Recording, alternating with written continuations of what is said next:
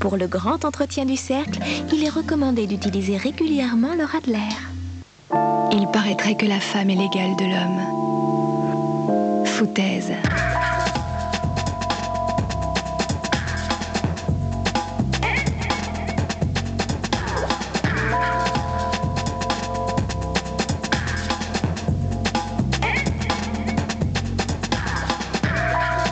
Messieurs, tous les jeudis soirs, votre ego va en prendre un coup sur France 2.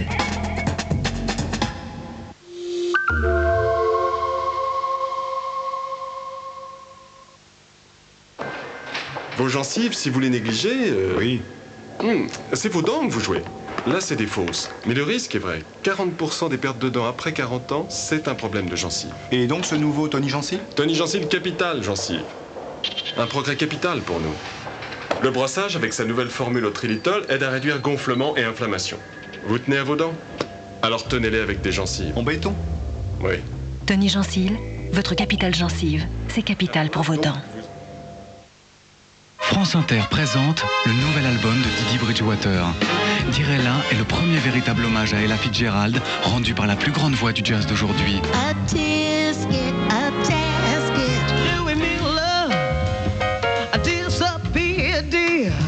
Dirella, l'hommage de Didi Bridgewater à Ella Fitzgerald, un album inoubliable. My heart belongs to Daddy.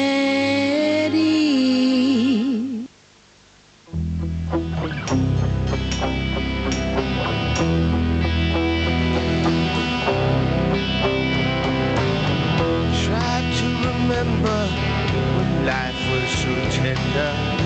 Dreams kept beside your pillow. Try to remember when life was so tender.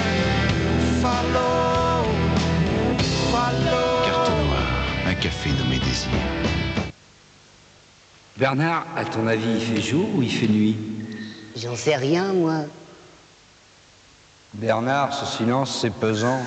Tu veux peut-être que je te chante une petite chanson? On s'ennuie, non? Écoute, je connais plus l'histoire drôle.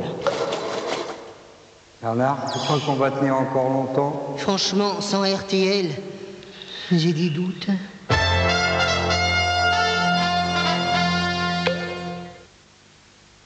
Ah, ce fameux Conditola. Conditola est un nouveau gâteau à la saveur et au moelleux unique. Délicieux. Car quand Conditola est juste cuit à point, on l'enferme dans son moule en verre. Conditola de Balzen, sa saveur est enfermée à l'intérieur. Un nouvel employeur? Avant de signer, 36 17 Vérif par Minitel. Vérifiez sa santé financière.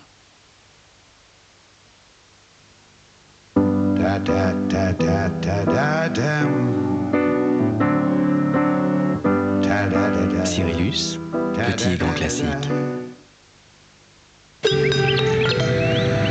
Vous savez que le nombre d'accidents de la route a baissé? Ah oui, bien.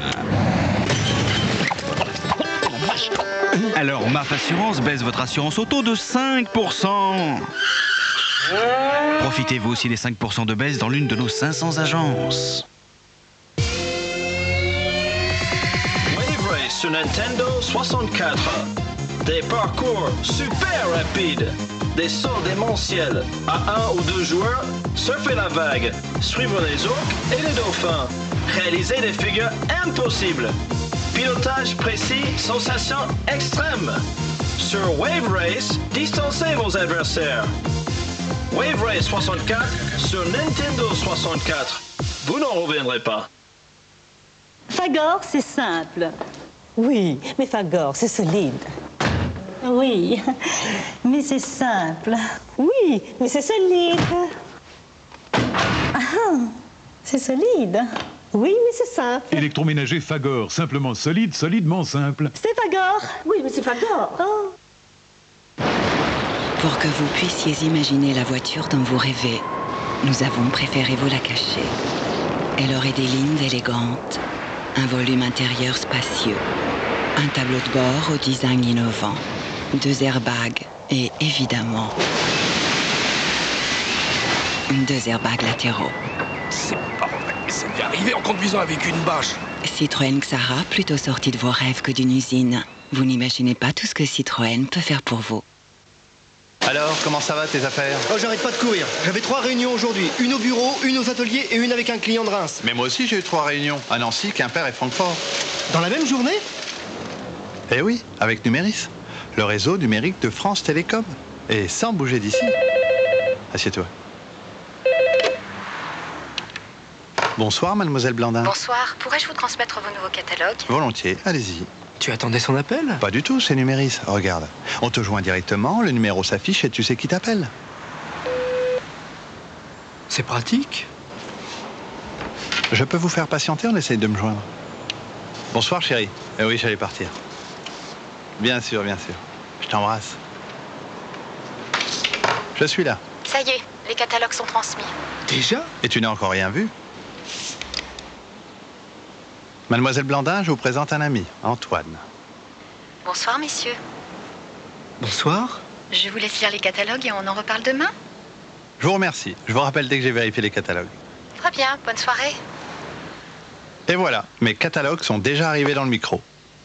C'est vraiment pratique, mais si je prends Numéris, je vais être obligé de changer toute mon installation. Mais pas forcément. Appelle France Télécom. Ils te feront gratuitement un diagnostic sur ton équipement. Ah bon? Et l'abonnement, c'est combien? 174 francs par mois. En plus, pour ce prix-là, t'as 2 lignes. C'est idéal pour travailler. Oui, mais tes appels, ça doit coûter une fortune avec Numéris. Tu veux rire, c'est le même prix que le téléphone. Ah bon? Mais moi aussi, j'aimerais bien avoir Numéris. Appelle France Télécom. Toi qui veux une 2e ligne, prends Numéris, c'est très simple à installer. En attendant, je peux peut-être m'installer chez toi. Ouais. Appelle France Télécom. 0800 027 028. Très bien. Je les appelle de ton bureau.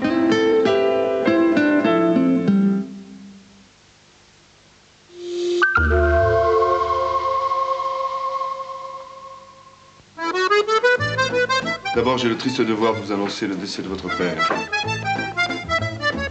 Il vous a légué son château en Touraine. J'indique qu'avec un château et 700 000 balles de dette, c'est tout. À mon avis, quelqu'un vous en veut. Son père? Un fils? C'est hors de question. Lui, c'est un faux, un raté, une erreur, c'est un communiste. C'est le choix de Dieu. Je vous dis que c'est un imposteur. La bonne nouvelle, c'est que les... aux portes d'Alger. Les autorités parlent de 85 morts, des témoins de 200. Ce terrible carnage intervient 24 heures après que le chef du gouvernement algérien ait déclaré que le terrorisme n'était plus qu'à un stade résiduel. Depuis Alger, notre envoyé spécial Thierry Tuillier par téléphone. Le terrorisme semble avoir été soigneusement organisé. L'avant-garde du groupe armé a d'abord miné les alentours de Bentala pour empêcher toute fuite et toute intervention militaire. Le gros des assaillants est arrivé un peu plus tard dans la soirée. Le massacre a alors commencé, qui retient l'attention de la population ce soir. Pour preuve, les scènes de panique que l'on décrit dans certains quartiers périphériques de la capitale. La population tente de fuir, mais pour aller où? Rappelons que Bentala est à moins de 10 km du centre d'Alger, que la zone est quadrillée. La psychose saisit de nouveau Alger et sa population qui tente de se défendre avec résidus de terrorisme. S'il dit vrai, alors personne ne comprend ici comment des centaines de milliers de militaires et de gendarmes peuvent être impuissants à empêcher de nouveaux massacres. En France, le ministre du Transport, Jean-Claude Guessot, a donné son feu vert à l'extension de l'aéroport de Roissy. 2 pistes supplémentaires vont être construites. Malgré les promesses de mesures contre les nuisances sonores, Dominique Voynet, le ministre de l'Environnement, n'a pas caché sa déception, estimant qu'il y avait d'autres alternatives possibles. Evelyne Goldman. Après plus d'un mois de discussion avec les opposants au projet, les travaux d'extension de Roissy vont commencer. 2 pistes seront donc construites. La première devrait être prête en 1999, la seconde vers la fin de l'an 2000. Le ministre des Transports promet une série de mesures pour limiter les nuisances, entre autres le remplacement des avions trop bruyants. Il tient aussi à rassurer les riverains. Je m'engage à ce qu'il n'y ait aucune autre piste supplémentaire de construite après la réalisation de ces 2 pistes nouvelles. Mais riverains et écologistes sont déçus. C'est clair qu'avec 2 pistes de plus, nous aurons beaucoup plus de bruit. Les avions, même s'ils sont moins bruyants, ne compenseront pas l'augmentation du trafic qui, elle, sera pratiquement le double de ce que nous subissons actuellement. De leur côté, les pilotes d'Air France sont satisfaits de la décision du ministre. À terme, Roissy devrait être en mesure d'accueillir 55 millions de passagers par an, contre 32 millions actuellement. 60 000 emplois, directs et indirects, sont prévus d'ici 2015. L'aéroport parisien devrait aussi être capable de concurrencer Londres, Francfort ou Amsterdam dans les années à venir. Après le tiers provisionnel, voici les impôts locaux. Mauvaise surprise, ils augmentent encore cette année, plus 10 milliards. Recette du projet de budget 98 sera présenté mercredi en Conseil des ministres. Lionel Jospin, qui a confirmé la mise sous condition de ressources des allocations familiales, lâche du lest. Les plafonds seraient relevés pour les familles dont les 2 parents travaillent et pour celles qui ont 3 enfants ou plus. Les inégalités toujours d'actualité. Selon une enquête de l'INSEE, 1% des ménages les plus riches possèdent 14 à 20% du patrimoine. Les chances de faire fortune par son seul travail sont quasi nulles. La meilleure solution est de faire un héritage. Cette enquête montre également que la pauvreté en France est stabilisée. Encore 11% des ménages vivent sous le seuil de pauvreté. Le débat sur la dépénalisation des drogues douces s'enflamme. Après Dominique Voynet, c'est Elisabeth Guigou qui met le feu aux poudres. Le ministre de la Justice a affirmé que fumer un joint n'était pas un drame, du moment que ce n'était pas régulier. Paré pour le décollage. Dans moins d'une demi-heure, Ariane Espace procédera au 100e tir d'Ariane 4 depuis la base de Kourou en Guyane. Un tir symbolique. Il y a 18 ans débutait la belle aventure spatiale. Pour fêter l'événement, 16 jeunes filles venues de tout pays, âgées de 18 ans et prénommées Ariane, ont été invitées à assister en direct au tir de la fusée qui placera en orbite le satellite de télécommunication Intelsat 803. Serbes, bosniaques et croates réunis dans le grand stade de Sarajevo. Ils ont en commun la passion du rock et le groupe irlandais U2. Ce concert, le premier depuis la fin de la guerre civile, est plus qu'un divertissement, c'est un symbole. Il montre qu'à Sarajevo, la vie reprend peu à peu ses droits.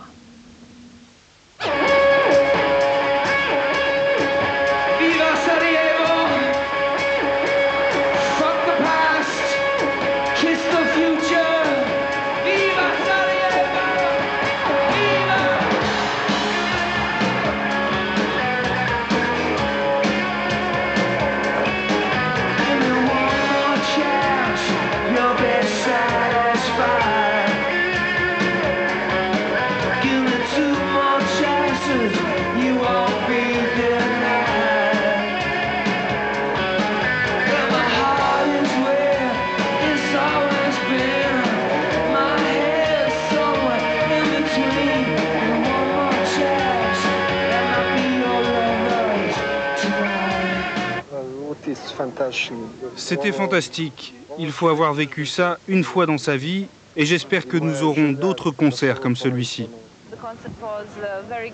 Le concert était très bien.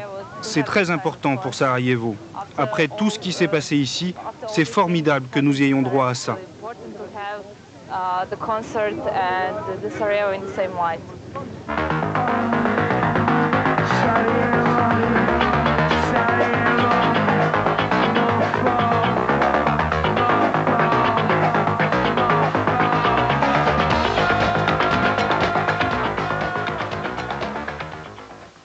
Voilà, on se quitte. Voici le programme pour demain matin. Il sera encore très présent sur l'ensemble des régions situées au nord de la Loire. Il sera matinal. Plus au sud, il y aura encore quelques nappes de brouillard dans la vallée de la Garonne ou dans la vallée du Rhône. Et puis quelques cumulus circuleront. Mais l'impression restera quand même très agréable. Attention aux températures qui restent fraîches avec quelques gelées encore dans les vallées des Ardennes. Il fera 12 dans la capitale, jusqu'à 13 à Brest et jusqu'à 17 degrés au pied des Pyrénées. Au Pays Basque, c'est là d'ailleurs qu'il fera le plus doux demain matin. L'évolution pour demain après-midi, encore beaucoup de soleil, pas l'ombre d'un nuage au nord de la Loire et puis toujours ces cumulus de beau temps plus au sud, des nuages quand même un peu plus menaçants sur le relief de la Corse. Quant aux températures, eh bien elles seront encore largement au-dessus des normales de saison de 3 à 4 degrés avec des valeurs qui grimperont jusqu'à 25 à Paris, jusqu'à 27 à Nantes pour la moitié nord et jusqu'à 29 à Bordeaux. C'est là qu'il fera le plus doux pour les régions méridionales. Et chez nos voisins, quel temps fera-t-il demain? Eh bien regardez, l'anticyclone s'étire jusqu'à la mer Noire. Résultat, il fera beau demain sur les pays scandinaves, sur l'Allemagne, sur la Pologne.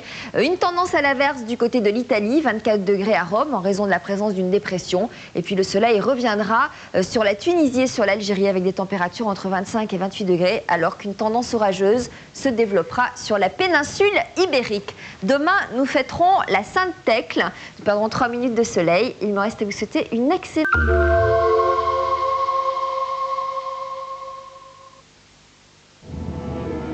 Cet homme vient de s'offrir une Rover série 400.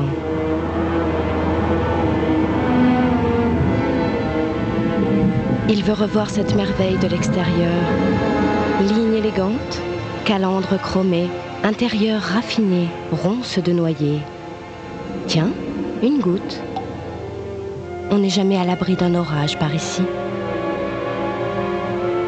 Rover, série 400 Swing, à partir de 89 000 francs.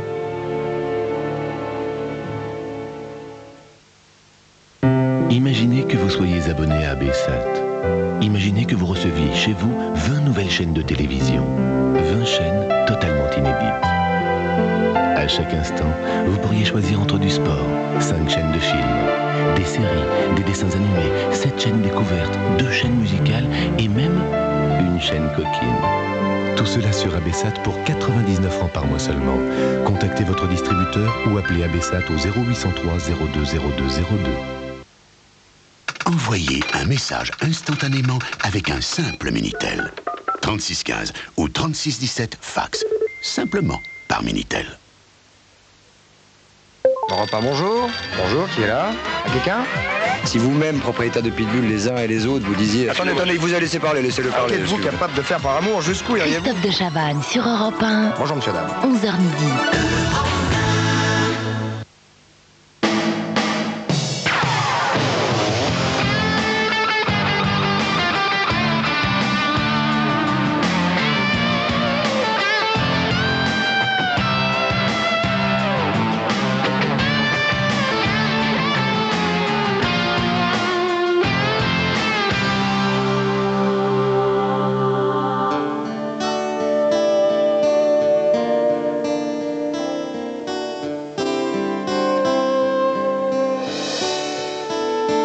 Tous les sentiments passent par Internet, à condition d'avoir le mot de passe. Wanadoo, l'Internet par France Télécom.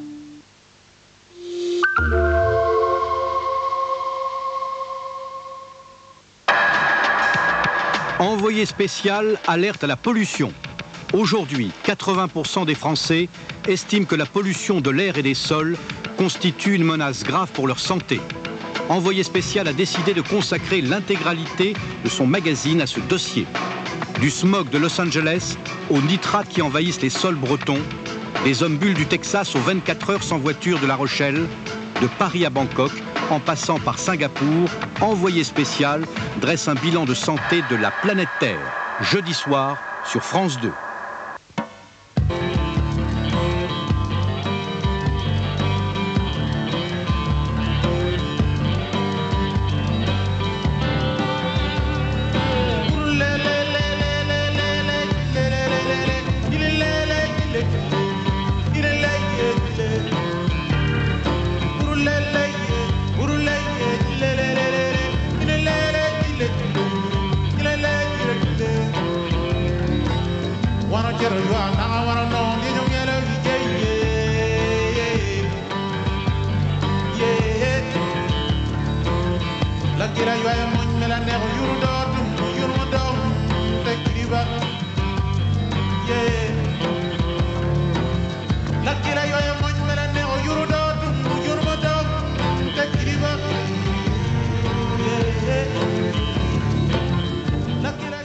Vous connaissiez cet endroit, Stephen Gould?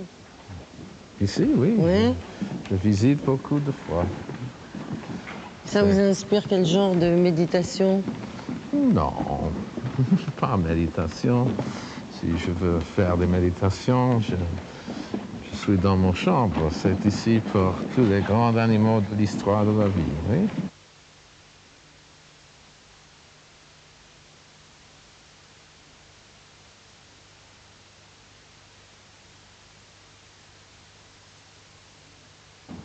Ça donne pas une impression étrange du temps? Ça vous inspire Moi, je suis paléontologiste. Pour moi, c'est normal. Le temps géologique, c'est très normal.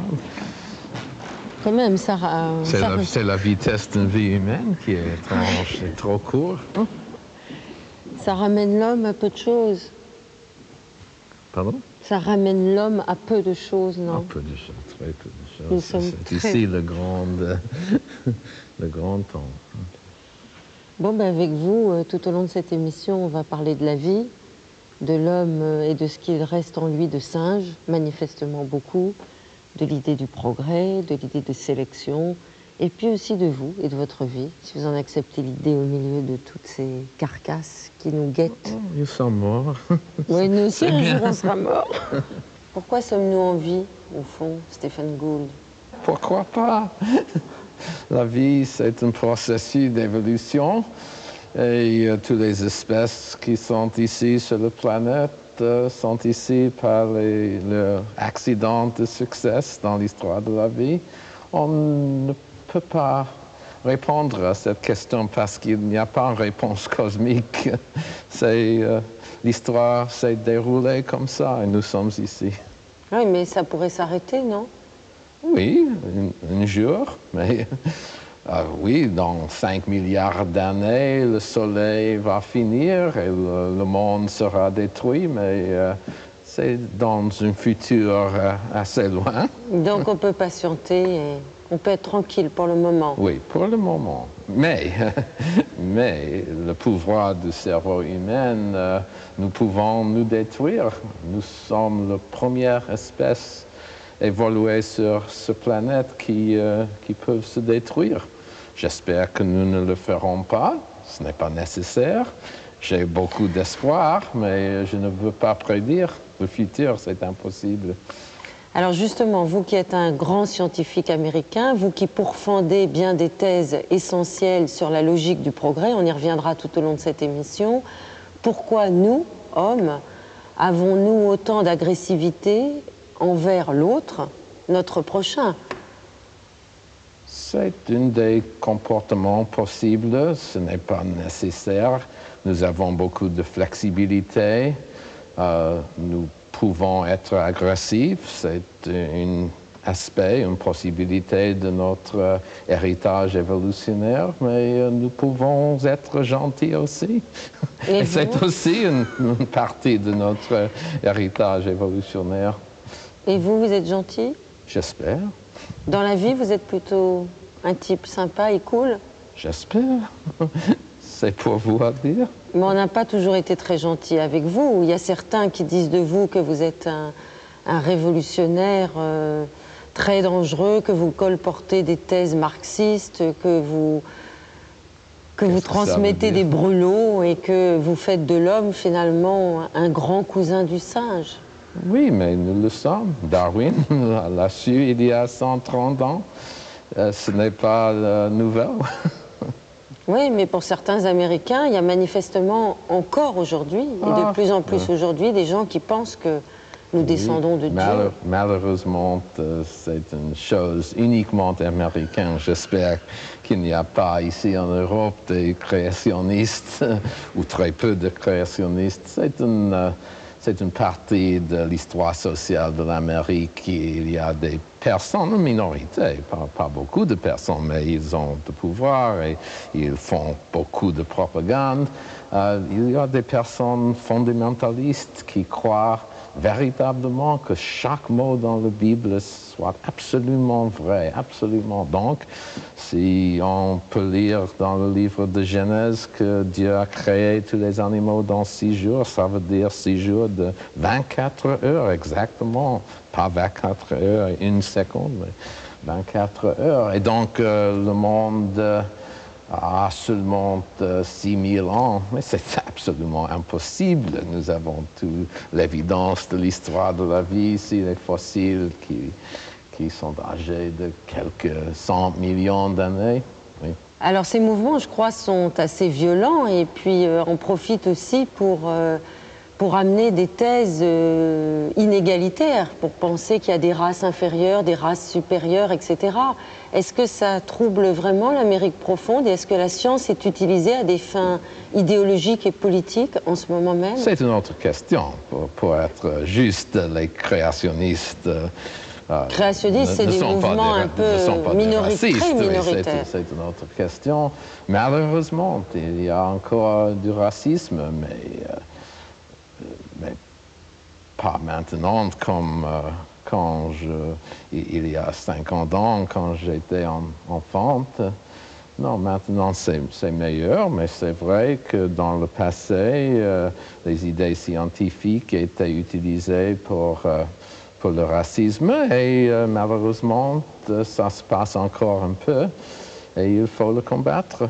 Un tout petit Donc peu. il y a 2 ou 3 ans aux États-Unis, il y avait ce fameux livre, The Bell Curve, qui était encore un argument basé sur l'examen QI, que les Blancs étaient plus stupides, les Noirs étaient plus stupides que les Blanches, le même argument raciste.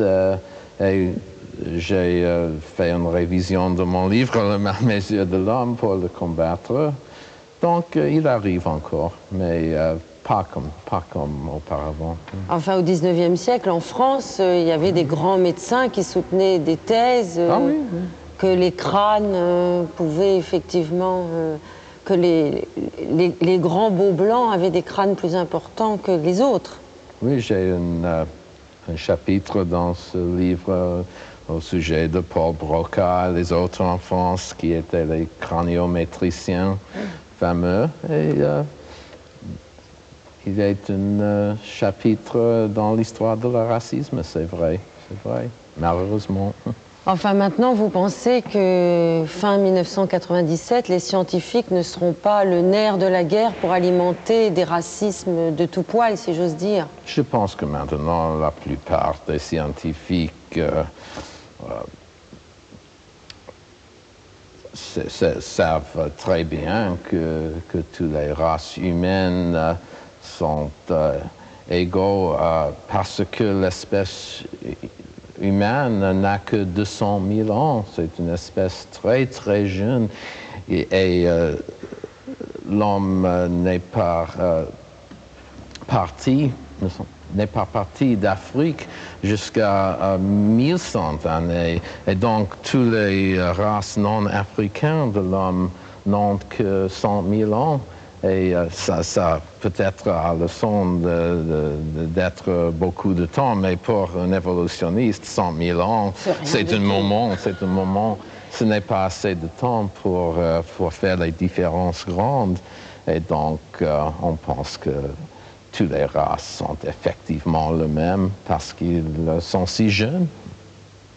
Alors avec vous, on va parcourir à l'envers l'Odyssée du temps. Je vous propose de regarder vos cousins. Ce ne sont pas vos cousins préférés, d'après ce que j'ai compris dans votre dernier livre qui s'intitule L'éventail du vivant, puisque vous êtes d'un genre vraiment très particulier, Stephen Gould. Vous aimez les bactéries. Ce sont vos amoureux. Non, je ne les aime. Vous les adorez? Non, je ne les aime pas, mais il faut dire qu'ils sont les êtres les plus puissants dans l'histoire de la vie. Et maintenant, c'est vrai aussi. Je les respecte. Vous les respectez. Vous êtes d'une espèce rare, parce que nous sommes, nous, pauvres humains, très rares à respecter les bactéries. Vous nous expliquerez les raisons de ce respect. Oui.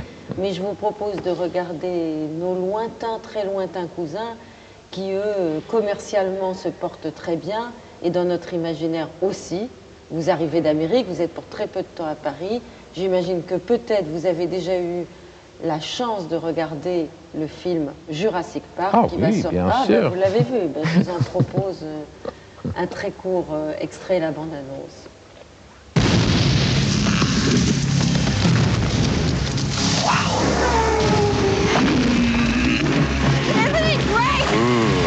That's how it always starts. But then later there's running and then screaming.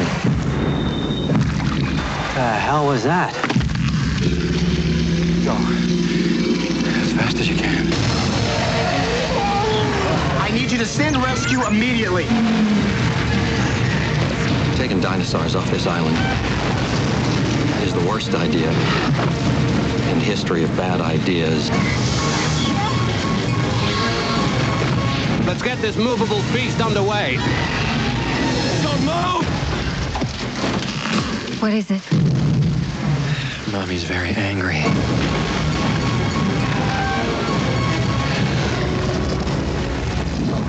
Alors ça vous fait sourire?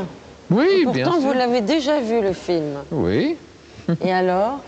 Oh, pour voir les dinosaures sont un peu ennuyants. Ah bon? Ils sont, comme on dit en anglais, overexposed, surexposés. Ah oui, ils sont trop à la mode. Moi, il faut comprendre, quand j'avais 5 ans, mon père m'a apporté au Muséum d'histoire naturelle à New York et j'ai vu là ce Tyrannosaurus Rex. Et donc, dans 7 jours, j'ai décidé de devenir paléontologiste. Donc, j'aime les dinosaures passionnément pendant toute ma vie. Mais ils sont trop maintenant. Quand j'étais petite, c'était un amour très rare. Si un enfant aimait les dinosaures, tous ses copains le croient fou un peu. Mais maintenant, tous les enfants d'Américains veulent devenir paléontologistes. C'est impossible, c'est une profession très petite. Ils ont très peu de postes. Ben, vous voyez, vous êtes comme les vrais amoureux, c'est-à-dire que vous n'aimez pas qu'on aime ce que vous aimez parce que vous n'aimez pas partager votre amour. Mais quand vous étiez petit, les dinosaures vous intriguaient. Oui. Et aujourd'hui, est-ce qu'ils ne constituent pas encore une énigme de l'histoire? Dans un de vos livres, je crois que c'est La malmesure de l'homme, vous évoquez quand même la disparition des dinosaures et les raisons encore non élucidées. Oh non, je pense que nous comprenons maintenant les raisons. Je pense que c'est vrai presque sans doute parce que les renseignements sont presque complets. C'est vrai, un astéroïde ou une météorite a frappé la Terre il y a 65 millions d'années et cette catastrophe a commencé l'extinction des dinosaures. Et par chance, pour nous, c'était une chose très, très bien parce que les mammifères avaient vécu avec les dinosaures pour 130 millions d'années et étaient toujours des animaux très petits. Les dinosaures dominent les mammifères et pour nous, c'était une bonne chance que cette catastrophe a tué les dinosaures et a donné aux mammifères cette opportunité d'évoluer. Parce que il faut congratuler cet astéroïde pour le meurtre des dinosaures. Parce que ce n'est que 65 millions d'années et les dinosaures, sans doute, je pense, auraient survécu. Et les mammifères seront les petits animaux et nous hommes ne serons pas ici. Vous savez, j'imagine, Stephen Gould, que dans le sud du Sahara marocain, des paléontologues américains, car ils sont américains, mais aussi des Français, ont découvert le plus grand crâne du dinosaure jamais trouvé. Il s'appelle Carcharodontosaurus saharicus. Oui, c'est intéressant, mais pas beaucoup plus grande que Tyrannosaure. Oui, mais ça nous apporte quoi? Ça permet quand même de comprendre la logique peut-être qui a prévalu à la naissance de notre vie à nous, non? L'idée de sélection naturelle, c'est parce qu'ils se sont éteints, les dinosaures, ou à cause de cet astéroïde, que la vie, notre vie a pu commencer à naître. Oui. Alors on arrive peut-être à l'idée du logique du vivant. Oui, mais c'est pour ces raisons que l'histoire est si complexe. Ce n'est pas seulement une histoire de sélection naturelle. Il y a aussi des catastrophes, les choses imprévues, la chance, le hasard. Mais la sélection naturelle, c'est un principe très important. C'est le plus important principe d'évolution. Mais pour comprendre toute l'histoire de la vie, on peut aussi comprendre l'histoire des milieux, l'histoire des catastrophes, l'histoire des événements singuliers, uniques comme ça. Oui. Mais l'histoire de la sélection naturelle, pour nous, c'est d'ailleurs ce qu'on nous apprend dans les écoles françaises depuis tout petit. C'est bien, parce que c'est vrai. Oui, c'est vrai, mais c'est souvent synonyme dans notre tête de l'idée d'un progrès, de l'idée de forcément mieux. Or, je crois que vous contestez cette thèse. Mais ce n'est pas la vraie conception de Darwin qui a inventé cette idée. La sélection naturelle ne dit pas que tous les animaux deviennent plus complexes et deviennent mieux dans un sens cosmique. La sélection naturelle ne dit que les animaux vont s'adapter au milieu local. Mais adapté au milieu local, ce n'est pas la même chose que complexité croissante dans un sens cosmique. Un milieu local peut, le moyen meilleur pour s'adapter, c'est peut-être de devenir moins complexe, comme les parasites. Dans les autres milieux locaux, il est meilleur d'être plus complexe. Ça dépend. Donc, la sélection naturelle, ce n'est pas un principe de complexité, de progrès général. C'est seulement un principe d'adaptation des milieux locaux. C'est tout. Donc vous n'avez pas l'idée d'un progrès continu, mais justement d'une série de ruptures, d'une discontinuité et d'une idée du vivant qui est sans arrêt troublé par des catastrophes, par des accidents. Oui, non, c'est fausse. Si vous voulez considérer seule l'histoire de l'espèce humaine, et si vous voulez dire que la complexité du cerveau, c'est la chose la plus importante, oui, mais c'est une notion très limitée. Ça dépend sur le critère. C'est nous, oui. C'est un préjugé, c'est l'espoir psychologique de nos esprits, c'est la tradition culturelle de l'Occident, mais ce n'est pas la vérité de la nature. Considérez l'espèce humaine, une espèce dans un petit groupe de mammifères, les primates, qui n'ont que 100 espèces. Les mammifères lui-même, 4000 espèces. Pas beaucoup. Il y a 1 million d'espèces d'insectes et les insectes ont beaucoup de succès. Et l'insecte ne progresse pas pendant 300 millions d'années. Et même les bactéries, les vrais dominateurs de notre planète. Ce sont les bactéries. Alors avant de venir au maître de l'univers, je veux parler des bactéries, je vous propose d'en finir avec cette dinosauromania en regardant un reportage, parce que c'est absolument extraordinaire comment cet engouement collectif et populaire a pu aussi attiser finalement la passion des scientifiques. On a l'impression chaque année qu'on voit et qu'on assiste quasiment en direct sous les caméras de télévision à une nouvelle découverte scientifique.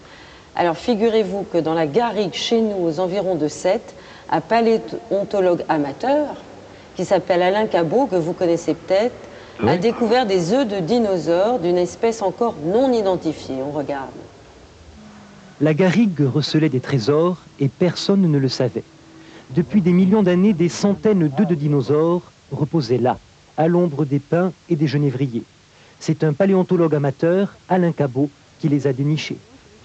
Ce sont des œufs de dinosaures, c'est-à-dire on ne sait pas du tout de quel dinosaure il s'agit, puisqu'on n'a pas encore trouvé de fœtus à l'intérieur. Ils auraient quel âge? Alors on va les situer entre moins 70, moins 69 millions d'années. La découverte est majeure. Il s'agirait du 2e site le plus important d'Europe et du 4e dans le monde. Ça, c'est le fond d'un œuf de dinosaure. Ça, c'est le fond probablement d'un autre qui était par-dessus et qui a été complètement bouffé par l'érosion. Le site est exceptionnel, car il renferme des œufs de dinosaures jamais découverts auparavant. Je ne sais pas s'il appartient à une espèce de dinosaure déjà connue ou si c'est une nouvelle espèce de dinosaure, parce qu'il est difficile de mettre en relation l'œuf et l'espèce de dinosaure tant qu'on n'a pas de squelette à l'intérieur de l'œuf, et jusqu'ici on n'a pas trouvé d'embryon. En fait, Alain Cabot n'est pas venu ici par hasard. Il savait que jadis, les environs de Sète furent un lieu de villégiature des dinosaures. Il y a 65 millions d'années, ça n'avait rien à voir avec ce que vous voyez aujourd'hui, c'est-à-dire que c'était une vaste plaine, il y avait des fleuves qui traversaient cette plaine, donc c'était tropical comme climat, il y avait des palmiers, il y avait des fougères arborescentes. Imaginez de grands troupeaux de dinosaures qui parcourent cette plaine, et ces dinosaures, ils venaient pondre systématiquement aux mêmes endroits, on pense peut-être tous les ans. Les propriétaires du site n'en reviennent toujours pas, comme ce viticulteur qui va créer une cuvée spéciale dinosaures. Après tout, peu importe la poule, du moment qu'elle pond des œufs d'or. Oui, alors maintenant, des cuvées dinosaures, bon, pourquoi pas. Mais justement, à propos de poules et d'œufs de dinosaures, est-ce que les poules ont vraiment des dents, Stéphane Gould? Les dinosaures, ce sont les ancêtres des oiseaux. C'est vrai, ça? Oui, c'est vrai, ça. Mais ça ne veut pas dire que les dinosaures sont des oiseaux. Nous sommes les descendants des poissons, mais nous ne sommes pas poissons, oui. Alors, on va peut-être en venir à vos modèles de réflexion, à la fois sur la méditation du vivant et puis sur la complexité du vivant. Ce sont les bactéries.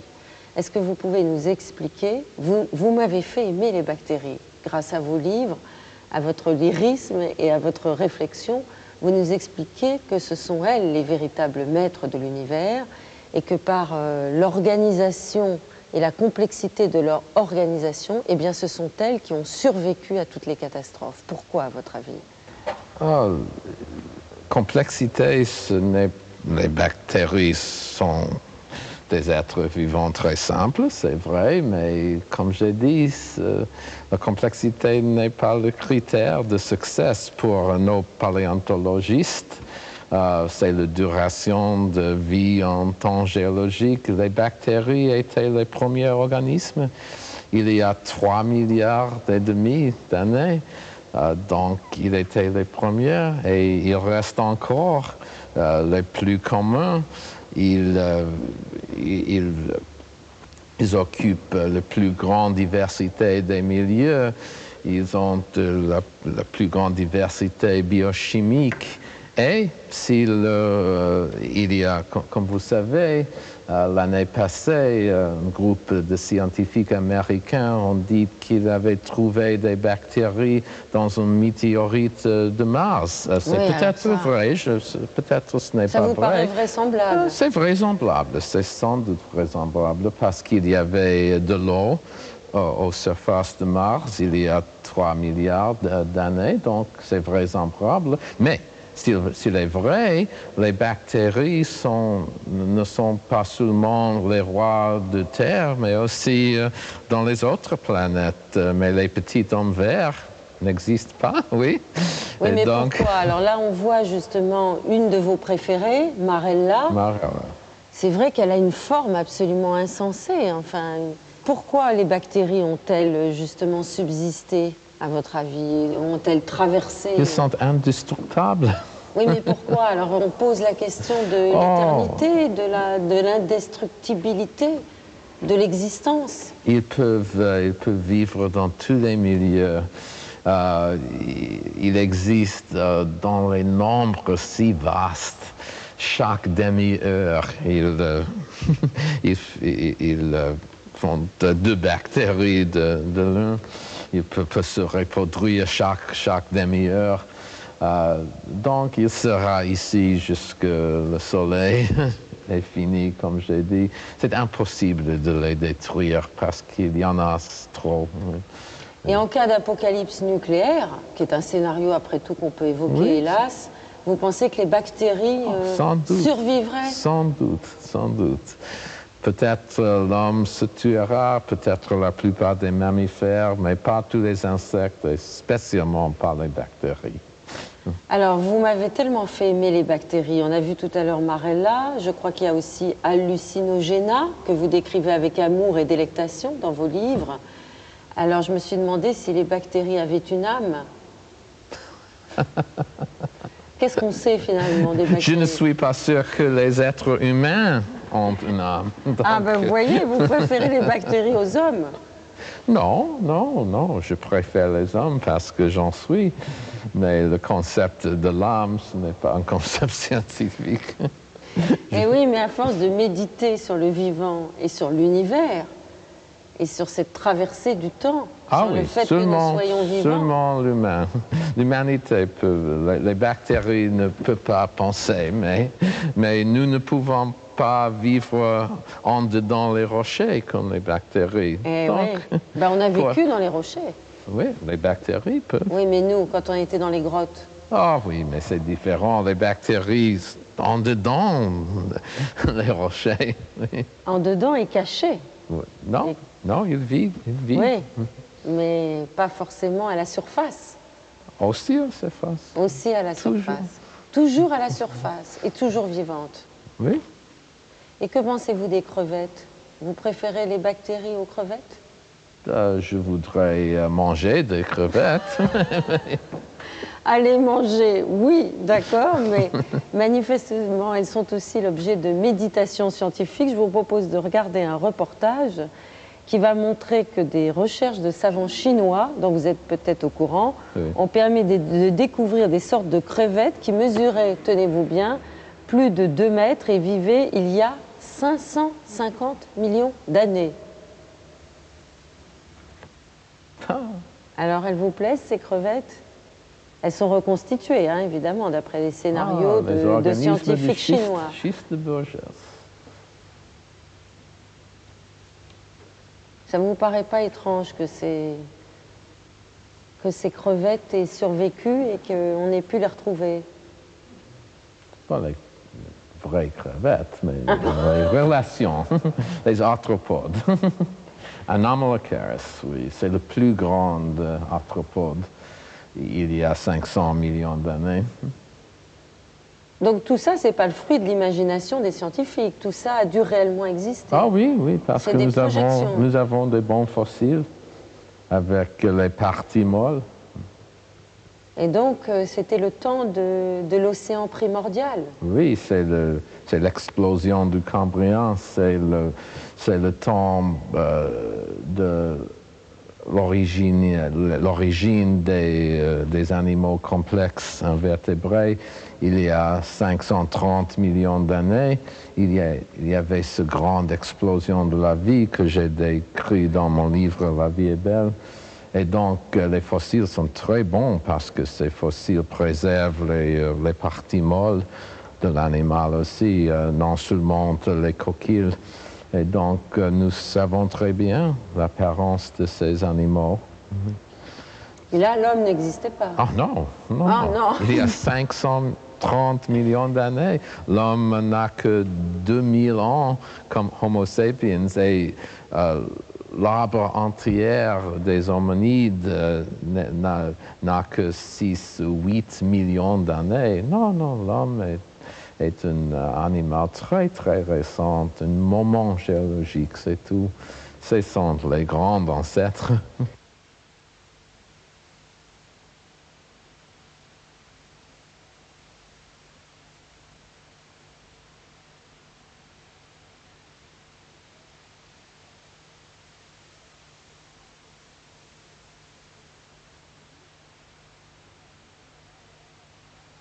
Pourquoi on les méprise tant, finalement, tous ceux qui subsistent? Je trouve que nous, les hommes, on méprise un peu tous ceux qui sont restés, toutes ces espèces animales dont il reste des vestiges. C'est une erreur, parce qu'elles sont très intéressantes. On ne doit pas les mépriser à cause de leur faute d'intelligence. Ils ont des autres adaptations que nous n'avons pas. Tous les animaux ont quelque chose de différent, quelque chose d'unique. Oui. Et les escargots, vous les aimez bien? Oui, parce que je les étudie. Je ne les mange pas. À l'inverse des crevettes. D'ailleurs, si vous étudiez les crevettes, vous ne les mangeriez pas. J'aime les crevettes, mais pas les escargots. Parce que pour moi, ça sera du cannibalisme, parce que j'étudie les escargots, je les aime. Je ne les mange pas. Qu'est-ce qui vous plaît tellement dans l'escargot? Parce que je crois que vous étudiez la façon dont la coquille se met à gauche. Oui. Ils sont de gauche, les escargots.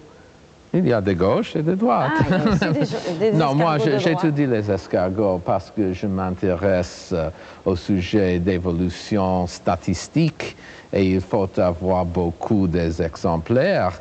Il n'est pas possible d'étudier les dinosaures statistiquement parce qu'on n'a pas assez de squelettes, mais on peut avec les escargots, c'est possible d'avoir 1000 coquilles, par exemple, en chaque couche de sédiments.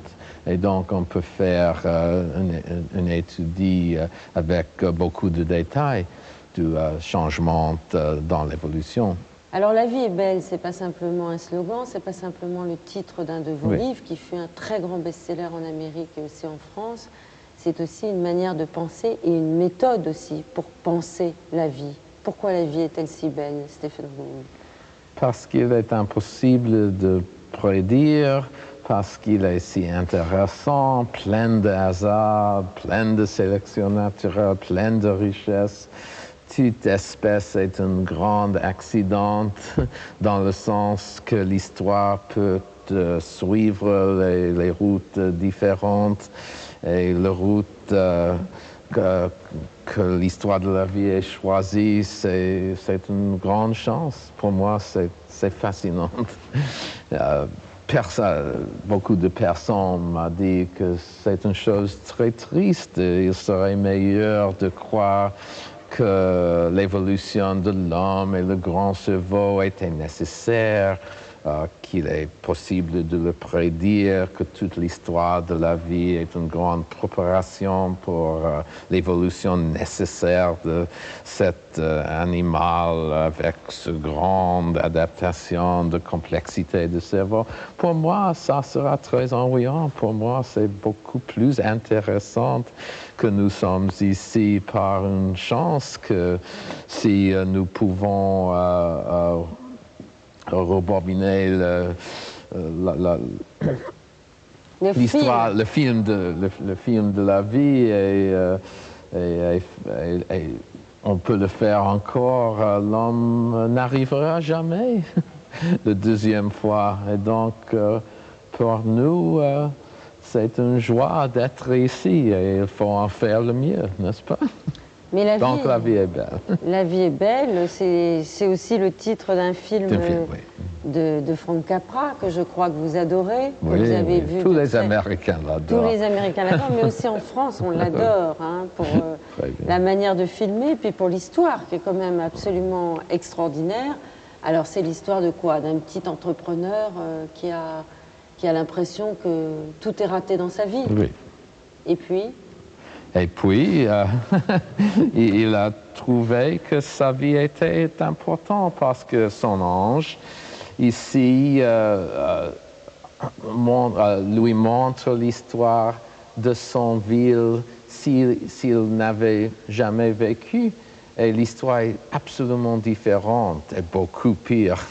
Et donc, il comprend que même la petite vie, la vie qui semble être sans but, sans importance, il est très importante parce que l'histoire s'est faite par les choses petites qui, à la fois, n'ont pas l'apparence d'être importantes, mais sont vraiment importantes. Et donc, toutes les personnes sont importantes, oui. You just don't know all that you've done. If it hadn't been for you... Yeah, if it hadn't been for me, everybody would be a lot better off. My wife and my kids and my friends. I mean, look, little fella, why, go off and haunt somebody else. No, now you don't understand. I've got my job. Oh, shut up, will you? Oh, this isn't going to be so easy.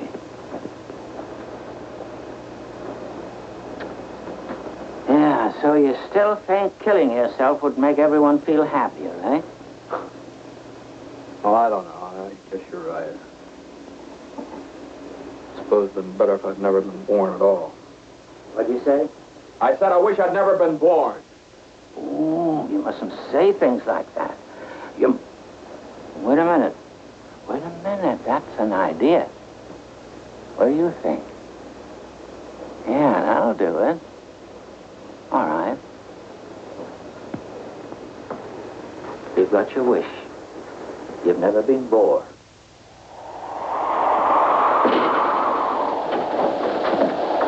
You don't have to make all that fuss about it. What'd you say? You've never been born. You don't exist. You haven't a care in the world. No worries, no obligations, no $8,000 to get, no potter looking for you with a sheriff. C'est beau. Oui. Hein? Mais où il est votre ange gardien, alors, Stephen Gould? Oh, pour moi, c'est la science. Non, mais c'est pas un La vrai, vie alors. intellectuelle. Vous ne croyez pas Le aux jeu anges de gardiens? baseball. Ah oui, le jeu de baseball. Vous aimez beaucoup le jeu de baseball. Oui. Pourquoi? Parce Expliquez-nous que... pourquoi. Est-ce que vous pouvez m'expliquer pourquoi vous aimez le football?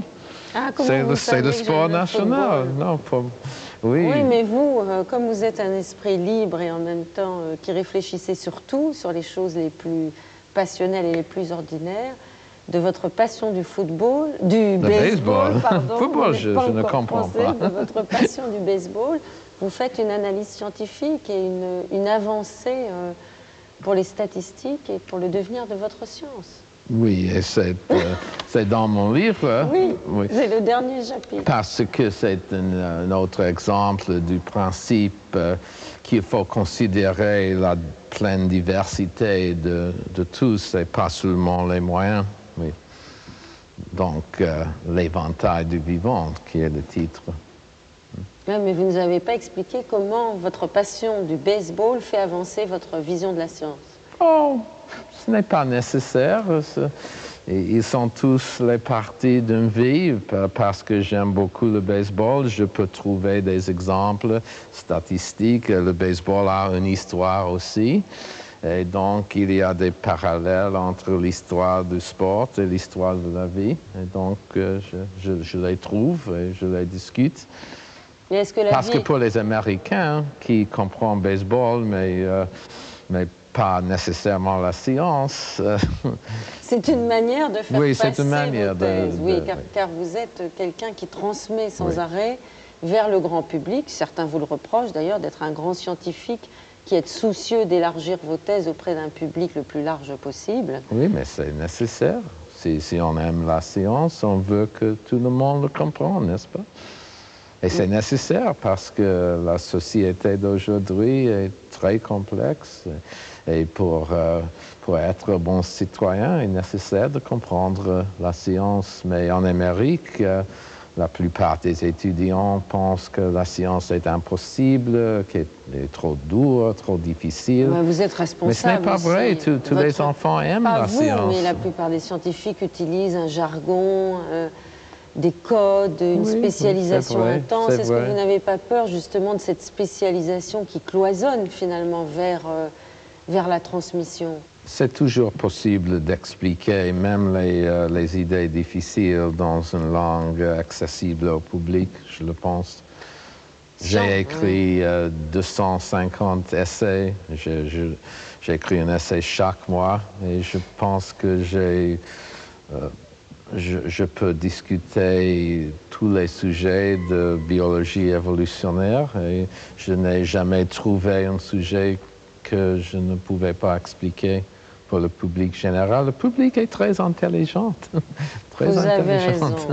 Mais ce que vous oubliez de dire, c'est que vous êtes un conteur et que vous avez une âme d'enfant et que vous aimez. Je l'espère, je l'espère. C'est peut-être l'âme d'enfant très important. Parce que ce sont des histoires que vous racontez. Oui. Par ces histoires, vous nous entraînez dans un raisonnement. Les sciences d'histoire naturelle sont favorisées pour le public. Comme vous avez dit, il y a toujours les histoires. Et les hommes aiment les histoires. Notre cerveau fonctionne comme ça. Il fonctionne en disant les histoires, je pense. Oui. Alors, on parlait de la vie est belle, mais finalement, avec vous, la vie n'a pas toujours été belle. Vous avez été atteint d'un cancer. Oui, mais je suis guéri. Eh bien oui, mais enfin, des médecins vous ont dit quoi? Que vous en aviez pour combien de temps à vivre? Les médecins m'ont dit que la moitié des personnes qui ont cette maladie sont mortes en 8 mois. Ce n'est pas de bonnes nouvelles, mais il faut comprendre les statistiques. Et donc, mes connaissances scientifiques m'avaient aidé dans une manière très importante. Parce que la plupart des personnes qui n'ont pas les connaissances statistiques, ils penseraient, oh mon Dieu, ça veut dire probablement je serai